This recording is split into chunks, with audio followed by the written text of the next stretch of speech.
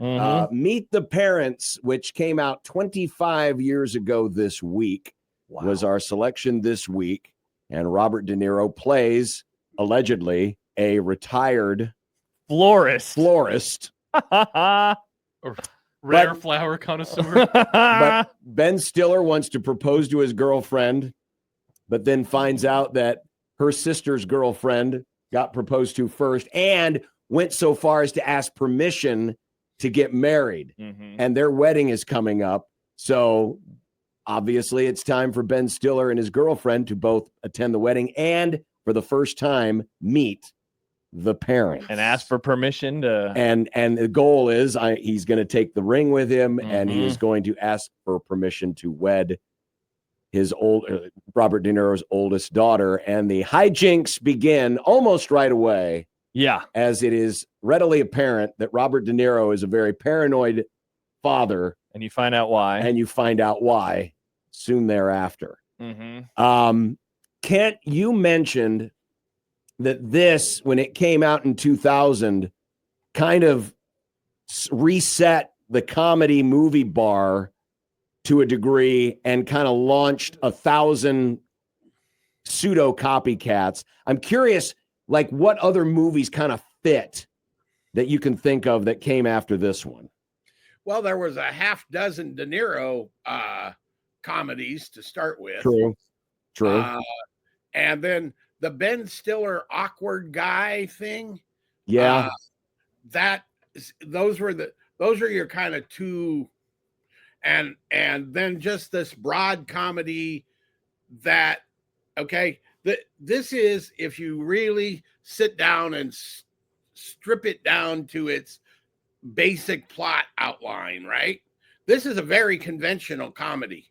Yes. Very, very, very conventional. What made it work was that they would lean into the awkwardness between the two of them, which most movies at that time, before that time, would not do, right? They're not going to, because part of the reason those scenes are, it's so funny, is those scenes are so awkward, right? Like when they're riding in the car and it Puff the Magic Dragon thing, right? That's awkward, which is what makes it funny, right? Well, this launched a lot more of that too, right? All of those things. So I ball all of those together to say that's kind of the influence it had. The other thing that this did was Jay Roach directed this, and he had just done the two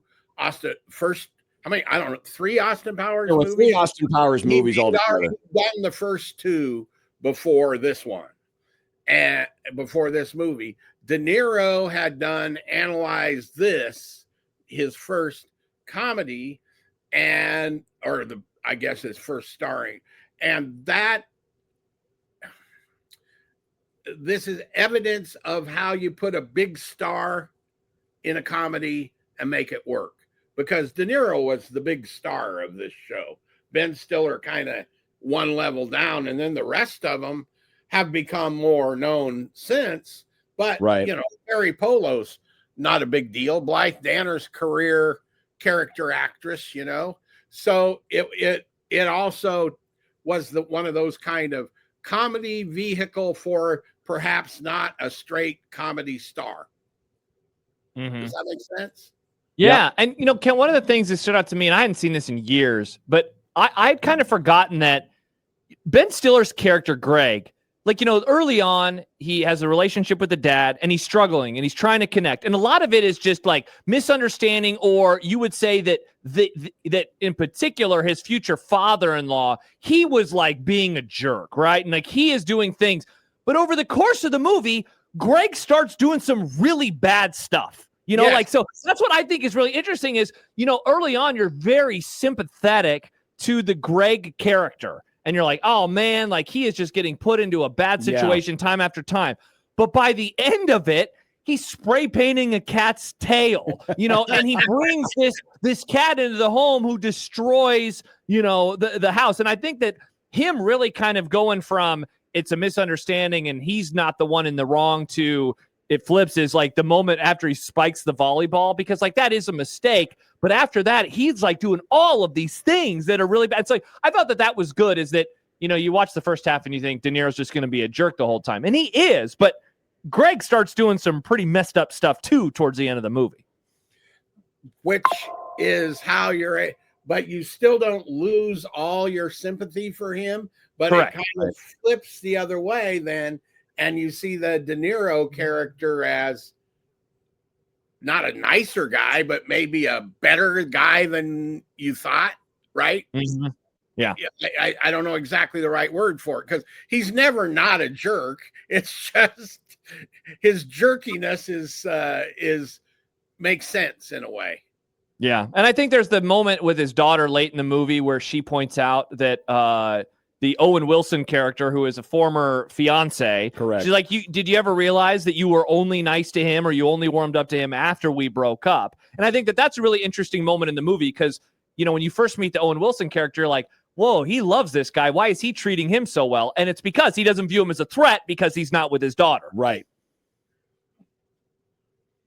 So, yeah. And did you all see the news that was announced when they had their little, this is 25 years press junket? The Tribeca Film Festival that De Niro runs played this movie as one of the features, and they had a lot of, there is going to be a fourth one. My goodness. Wow. So this will be going to come out next year. It is called Fockers in Law. And and it brings back all the original, like wow. are all and Owen Wilson, and they've added Ariana Grande to the cast. Oh wow. And the reason they claim they did it, other than Hollywood being fresh out of ideas for comedies, the reason they did it, they claim, Ben Stiller claimed anyway, is in fact because he today is the same age that De Niro was when he made the first. Oh wow. my gosh, that's stupid. That is. Wow. Incredible. So obviously he probably has children in this new one, which would probably be Ariana Grande. It would be my guess. Yeah. But yeah, so there is going to be a fourth one. I hope it's better than the third one, because the third one stunk. The second one wasn't too bad, but the third one was bad. So hopefully this will be. By the way, I thought I was reading something. Yeah. So the original idea was that Jim Carrey was going to be in the Ben Stiller role. Interesting. And Steven Spielberg was going to direct, even wackier. Yes. Can you imagine Interesting. Steven Spielberg directing that script? I can't. Right. Now, while that never happened, what did come from that, it was Jim Carrey's idea to name the character Fokker. It's all right. Which, of course, is the ongoing joke throughout the film, you know, and of course, obviously carries on today in the themes of the movie. The moment when they're laying in bed and they're like, her middle name, Pamela Martha Fokker. Like that is like I know, like that's low hanging fruit, but I still found those jokes really fun. Like that's a funny gag on a name, because that is something that parents Julia will think Guglia. about. Yeah, that's something parents will think about if their daughters are getting married, is what name are they going to be taking on, and if it works or not. You know, that is something that people do tend to worry about. Yeah. By the way, Kent, I'm curious, and this is open for the room, and Nick was just disappeared, and he's back now, so he can opine on this as well. What do you think is the funniest scene of the movie? Because like rewatching it, that dinner scene is among the funniest scenes that I can like remember. It has everything. The prayer is so funny. The poem is hysterical when he starts talking about the cancer that took out his mom. And then, of course, it culminates with the cheap champagne, pop in the urn, and it spill. And that's the best part too. And he goes, "Oh, is that another one of your cameras? A gooba gooba gooba." And then they're like, "No, that's an urn. That's an Like, urn. I was, and then, so, But then the cat, going to the Pees in bathroom in, it. the mother's ashes. yeah. See, I thought that I would agree with you. I would agree with that It's so sequence funny. is probably 4 minutes, maybe Yeah. 5 minutes, Yeah. and it all works. And It a lot of does. times, something like that can't sustain the whole scene, right? I have think nipples, Greg. that's Could you milk really me? Yeah. And of course, the nipples one is the line. I didn't know you could milk a we cat. used to use that Oh, people annually said in the that movie all Magic, the time. but we would use it annually in the movie Yeah, Magic yeah. game, right? Oh, yeah. But the poem, the poem is so funny, and I've got it right here. It starts out really nice. But then he gets to the cancer ate away your organs like an unstoppable rebel force. And then he gets done and Greg says, "Man, that's really good. And so informative." It's just really but it was, the dinner scene is probably the funniest 4 minutes of the movie. But then there are the just the one-to-one scenes with Ben Stiller and Robert De Niro. Like when he's looking at the magazine and it's the Pump magazine. Like, Yeah. it's just like of all the magazines to grab at that exact moment in time, it ends up being that. Oh my gosh. The thing that I was gonna mention, and I just hit me, is my usual more than 2 writers. This thing's a disaster. Mm-hmm. Does not hold for this one. This thing was originally written when they were going to do the Jim Carrey movie, blah, blah, blah. So they had that script. And then when it changed, another screenwriter came in, and Jay Roach actually wrote the screenplay off that other story, and it worked. Interesting. That almost never happens. So whoever, Herzberg or something like that is a screenwriter. Hirschfeld. He's a really good screenwriter, and he must have just salvaged the good stuff out of the first one and then done his own or something, because this really works. I mean, you have to have the good writing. I mean, a good actor can only do so much, but how much of this was literally just the chemistry between Stiller and De Niro? Stiller and De Niro, and how much it made that? Well, absolutely. It's the chemistry, but without the lines, you don't have the chemistry. True. Right. And this was not improvised, right? Sometimes these movies work because they're improvised and you don't have any idea what the guy is going to say. This time was not improvised, but apparently De Niro would throw him way off just by the way he delivered the line or looked at him or something like that, to add to the awkwardness and the comedy by, really messing with him while the thing was going on. So, Nick, I know you had to step out for just a second, but sorry about that. Where would you like to jump in? I just kind of in general. So I saw Meet the Fockers first before I ever saw this movie, and I never saw it in its entirety because I was a kid when that movie came out, but my parents watched it. Yeah, you're 3. Yeah. So I remember it felt like the ultimate punchline for the whole movie was at the end when you find out his name is Gaylord. And that's kind of, but I knew that. I knew that that's what his name was. So it didn't hit for me as I feel like it. Oh, sure. hit for you guys when you Sure. first saw that. And I know I understand in 2000 that this was a funny thing to make fun of, but the male nurse thing kind of fell flat just for me. Okay, Riss brought that up the other night, and she goes, "That hasn't aged well." And I said to her, the joke isn't that he's a male nurse, it's that everybody else is being I think the joke is on the people. Yes. Is it? Yes. Yes. I don't feel like the movie is making fun of Ben Stiller because he's a good nurse. He's good at his job. Yeah. Exactly. You're making fun of the people. It's the people that, because it wasn't just De Niro, but it was the other doctors. It was the other doctors. And it just so happens that was great too. that the other people in the room Bob MD are the future in-laws are all doctors. Yeah. And so it's just the idea of, oh, you're only a nurse. Yeah. So I didn't think it was making fun of male nurses. It was making fun of the people who were making fun of the nurses. That's fair, but I guess that wasn't very clear to me. So I mean, it was fine. And I'm sure there were people who laughed at it because he was a male Sure, of nurse. course. What bothered me the most about this is the ending. It didn't feel like it had one.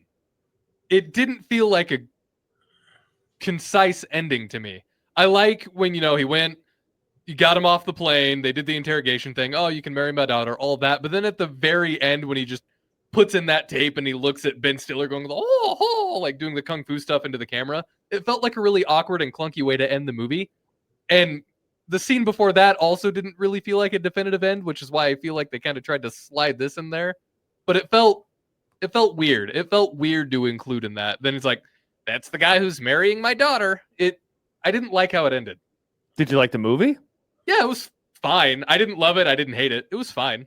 It was an okay movie. If anything, Kent, the ending kind of sets itself up because they're laying in bed at the end of the long weekend saying, well, now I guess it means we have to meet his parents. And of course, that's the theme of the next movie. They didn't have it in mind to do a sequel when this one came out, did they? Jay Roach had just made 2 Austin Powers movies. Those days, they would set up sequels, whether they happened or not. And then it made a lot of money, and so they were probably like, it's go time, baby. And it did make a lot of money, $330 million on a budget of 55. Another question I did have, I know, Josh, you have talked about this, and Happer's talked about this too. John, maybe also. You said that this movie kind of set the tone for a bunch of other comedies that came out after. Which comedies? Yeah, we talked about it earlier with Ken. Sorry. It was basically started the Ben Stiller playing the awkward guy Gotcha. theme that carried on. And then several comedies later for Robert De Niro. This wasn't his first comedy. You said Analyze This was his first. Yeah, this was the second one. And this was the one where he wasn't. Remember, Analyze This, he was a mobster. Right. Mm-hmm. So he was just going over the top with a character he had been familiar with before. I do like the chemistry a lot of Ben Stiller and Owen Wilson. What do they call them? The Laugh Pack? Just that combo of people. Yeah, those guys were in a lot of stuff together. They back were. then. And I did a little bit of digging into it because I know I thought, oh, this has to be one of Owen Wilson's first kind of breakout roles. It wasn't, but in my research, I found out that Owen Wilson and what's his face were college roommates at Texas. Wes Anderson. Yeah, and then that Bottle Rocket movie. Yep, they did that Bottle Rocket movie, which Ben Stiller was a fan of. So then that's how Ben Stiller and Owen Wilson kind of got connected, was through that Wes Anderson thing that Owen Wilson had did. And that's just kind of how that blossomed. But I really liked them together.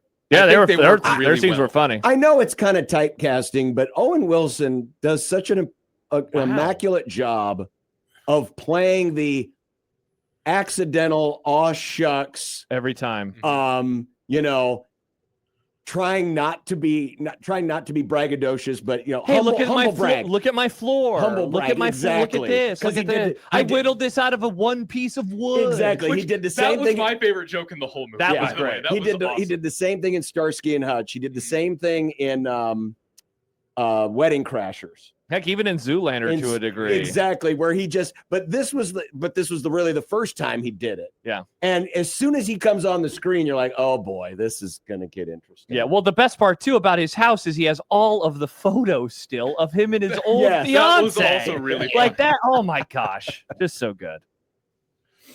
I also have to admit, I had forgotten this, but Phyllis George. We just celebrated the 50th anniversary of the NFL today. Yes. Phyllis George plays the wife of the other in-laws. She was in the movie. Oh my God. She didn't really have a speaking part. I think she had a couple of real throwaway lines, but it was kind of nice to see her. Oh, there's Phyllis George. So that was nice to see as well. Yeah. I liked the car race scene when they're trying to race back to get to the house so he can do the switch on the cat, where it's just go stoplight, stoplight. A lot of starting, a lot of stopping.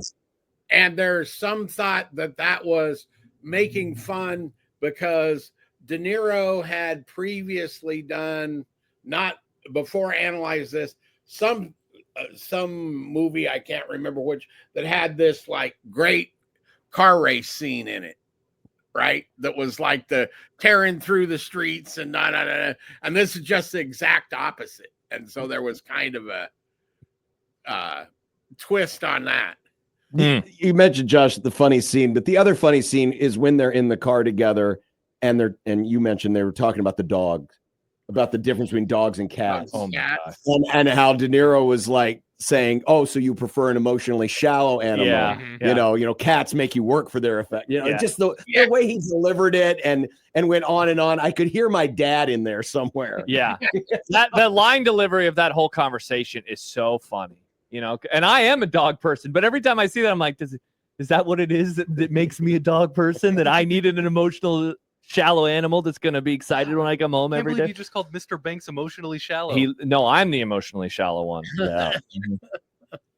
Well, it just left Amazon Prime Yeah. for subscribers, but it it is did. for rent out there, and I'm sure many of you have probably seen it. I was at my parents on Sunday and I said, hey, do you guys have Meet the Parents on DVD just in case I don't have a chance to watch it? Now, I got a chance to watch it before it left streaming, but I imagine many of our audience members have this movie on DVD. Yeah. And I would suspect All right. that it will turn up someplace else streaming relatively rapidly, because what's happening is Prime is losing some of its movies that are contracted from various distributors, right? Okay. Or whoever owns this, because they figured out we can run our own and we can make money off of that instead of letting Prime have them. Same thing's happening to Netflix. That's why you're seeing a lot of new development on Netflix and them playing more indie pictures and stuff like that. Is like, if you're Universal, it's going to Peacock, right? Yep. If you're Warner's, it's going to HBO. If you're Columbia, Paramount Plus, right? Yep. I mean, they now all Disney, obviously Disney Plus. So you'll I would guess Meet the Parents will turn up on Peacock. I think this was a Universal movie, so Yeah.